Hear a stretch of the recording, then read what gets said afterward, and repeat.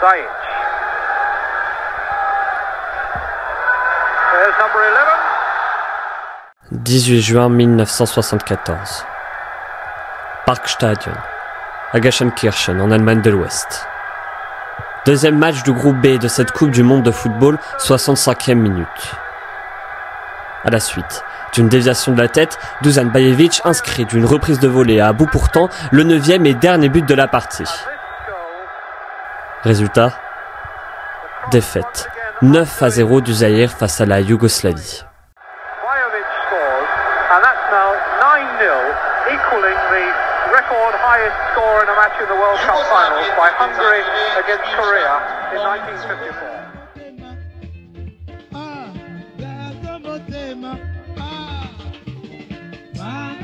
Toutefois, afin de mieux comprendre l'importance derrière cette débâcle, revenons quelques années en arrière.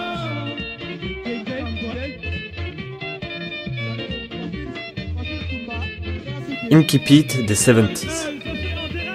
Une énergie électrisante anime les ruelles de Kinshasa, véritable reflet d'un amour passionnel entre Zaïre et son nouvel amant nommé Sport. Niché, le long des rives du fleuve Congo, que les premiers explorateurs portugais qualifiaient de entre guillemets rivière qui engloutit toutes les autres rivières, la capitale s'identifie comme une mosaïque de sons, une peinture aux multiples teintes. Les rythmes rythmiques des musiques soukous se mêlent aux chants des supporters locaux, le tout créant une symphonie de fierté nationale. Et au milieu de cette période riche en transformations, l'identité de cette contrée africaine, tout juste libérée des mains occidentales, ne souhaite alors qu'une chose: se diffuser au cœur de cette population châtiée depuis trop longtemps. Et alors dirigée d'une nouvelle main de fer par le dictateur, par le président Mobutu Sese Seko, le sport délaisse sa tunique de divertissement au profit de son accoutrement politique, 1974 comme apogée de ce modèle.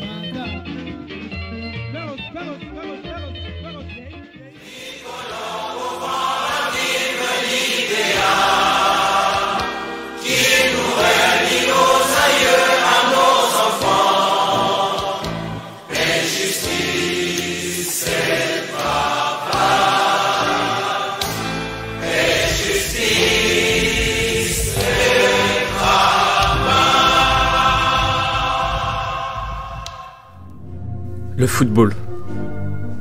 Vous savez, cette pratique où les hommes avec un grand H s'amusent à juste courir derrière un ballon. Oui, ce jeu se manifeste si universel qu'il se trouve souvent à l'intersection d'événements planétaires, au cœur d'enjeux dépassant le simple carré vert. On peut ainsi lire l'histoire de notre XXe siècle à travers ce sport, tant le ballon rond détient cette capacité à toucher l'ensemble des pans de notre société.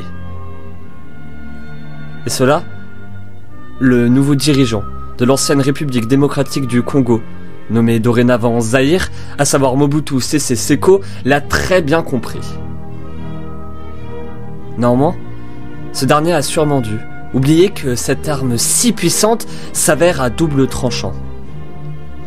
Entre investissement massif, succès mais surtout échec, voici le récit de cette équipe mythique, l'histoire de léopards s'étant retournés contre leur maître.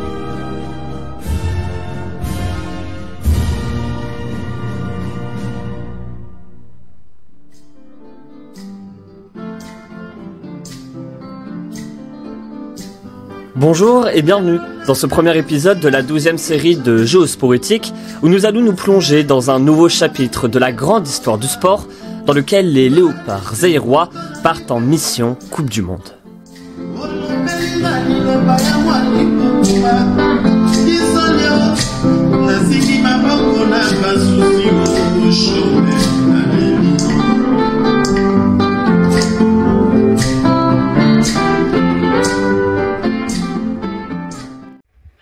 Le commandant en chef de l'armée nationale congolaise, le général-major Mobutu Joseph Désiré, ici présent, est nommé lieutenant général de l'armée nationale congolaise à la date du 1er janvier 1965. Comprendre l'histoire de cette néonation revient à remonter aux aurores du XXe siècle, plus précisément en 1908. Une date synonyme de colonisation belge de cette terre, mais aussi des prémices de l'un des pires impérialismes qui soit. Main coupée, assassinat, répression, extraction du caoutchouc, ainsi que des livoirs en proportions inégalées. Bref, un enfer sur Terre qui devait prendre fin en cette année d'indépendance de 1960. Mais ça, c'était sur le papier.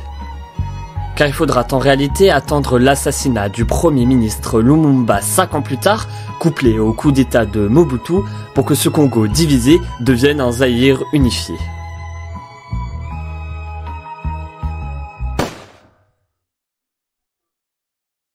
Vous rétablirez rapidement la paix sur tout le territoire.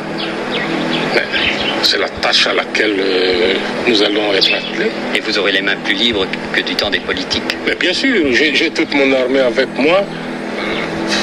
Tout est maintenant entre les mains, n'est-ce pas, du général Mobutu.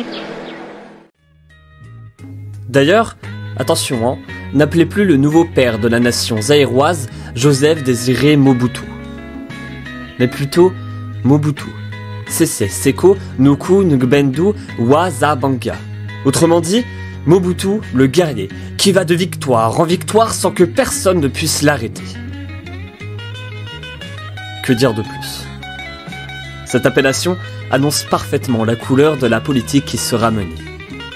L'objectif se révélant élémentaire, effacer toute trace de l'impérialisme occidental du colonialisme belge afin de revenir aux racines africaines.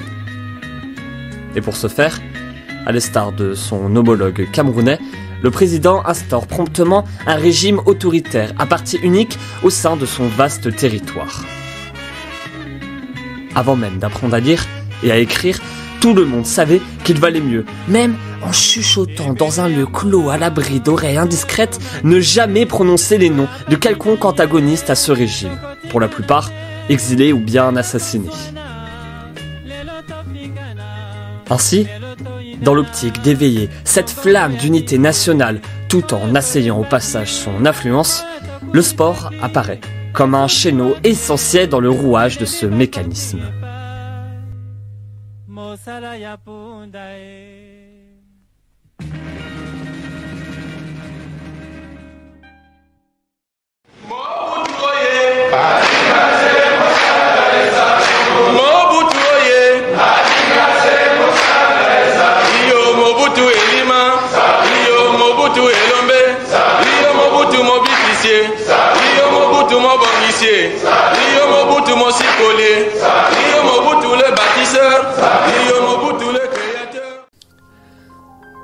Plus qu'un simple jeu, le sport représente dès lors un moyen de consolidation des fondements de la jeune nation zaïroise, en particulier pour les populations éloignées des centres urbains et souvent analphabètes. Des journaux, aux radios, chaque source d'information privilégie le sport, les divertissements au détriment de l'information en direct ou des programmes satiriques qui se manifestent bien évidemment étroitement contrôlés. Et c'est presque logiquement que le football devient la clé de voûte de ce système de propagande. Tout d'abord, l'ancien gardien de but Mobutu transforme les lieux d'exécution publique en stade. Puis, rapidement, le dictateur zaïrois use de la sélection afin d'arriver à ses fins. Les joueurs autrefois surnommés Simba deviennent les léopards, une manière de s'approprier l'équipe nationale pour celui qui est toujours coiffé d'une toque en peau de léopard lors de ses sorties publiques.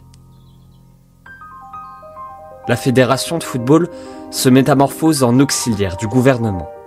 Les richesses issues des mines de diamants se voient directement réinvesties dans le ballon rond. Tout est mis en place pour que ces soldats, aussi surnommés footballeurs, deviennent des héros de la nation, des symboles sur pattes de la vision Mobutu. Et lui-même l'affirmera, je cite, « Le sport est aussi important que l'économie ».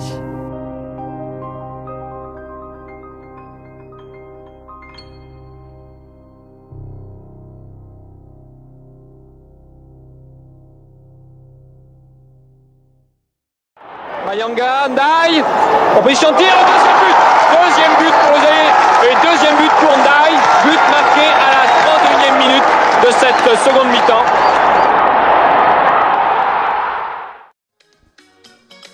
Il s'agit d'un véritable coup de poker à des centaines de millions de dollars que tente ici Mobutu. Et cela va plus que porter ses fruits. Emmené par une génération dorée, composée des Robert Kazadi Mwamba, Ndiaye Mulumba, Docta, Albert Mokumbo, Raymond Bwanga Chimenu, Joseph Kebonje et j'en passe, les Léopards vont prendre tout le monde de vitesse en menant le Zaïre tout en haut du football africain. Car après leur toute première participation à la Coupe d'Afrique des Nations en 1965, ces derniers empochent le titre continental sous le soleil éthiopien dès l'édition suivante 3 ans plus tard. Et comme cela ne suffisait pas, les Zaïroises soulèveront une seconde fois la coupe en 1974. Mais cela va même plus loin, car pendant que la sélection brille, le club local de Mazembe double ce succès, en remportant 2 années d'affilée la Coupe des clubs champions, connue aujourd'hui sous le nom de Ligue des champions africaine. Et telle une cerise sur cet immense gâteau, le Zaïre deviendra le 3e pays africain à participer à une Coupe du Monde.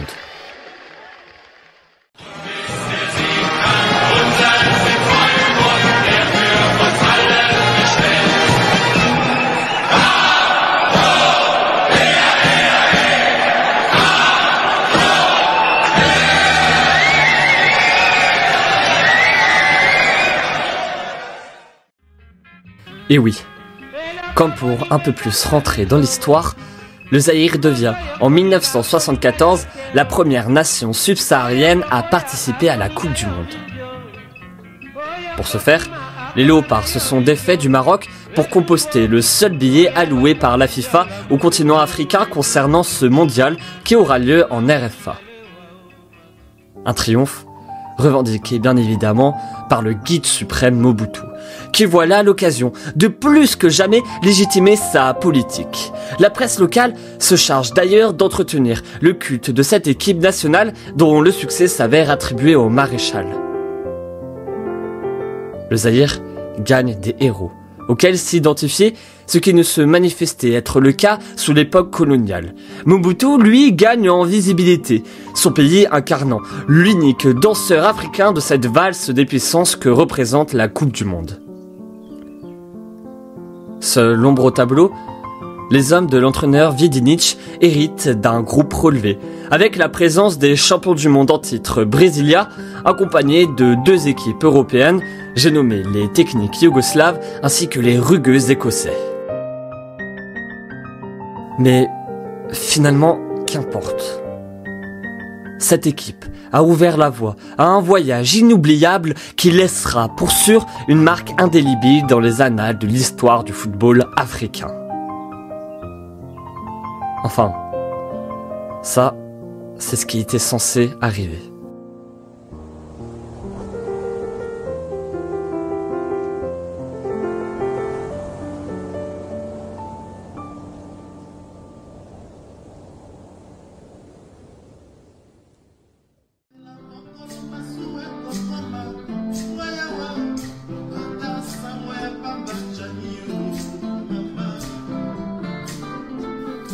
C'est ainsi que se termine ce premier épisode de Géosporétique, Zaïre 1974, de l'ombre nationale à la lumière internationale.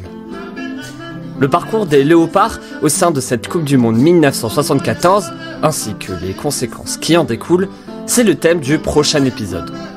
D'ailleurs, pour ceux qui ne savent pas, ce podcast est entièrement produit par moi-même, Alexis Gallo, qui est un jeune étudiant de 18 ans. Moi, j'aime apprendre, analyser, écrire, raconter, débattre, parler de sport. En résumé, partager ma passion au plus grand nombre possible de personnes à ma manière. Et vous pouvez m'aider à atteindre cet objectif, notamment en partageant ce podcast auprès de votre entourage. Merci pour votre écoute et à bientôt.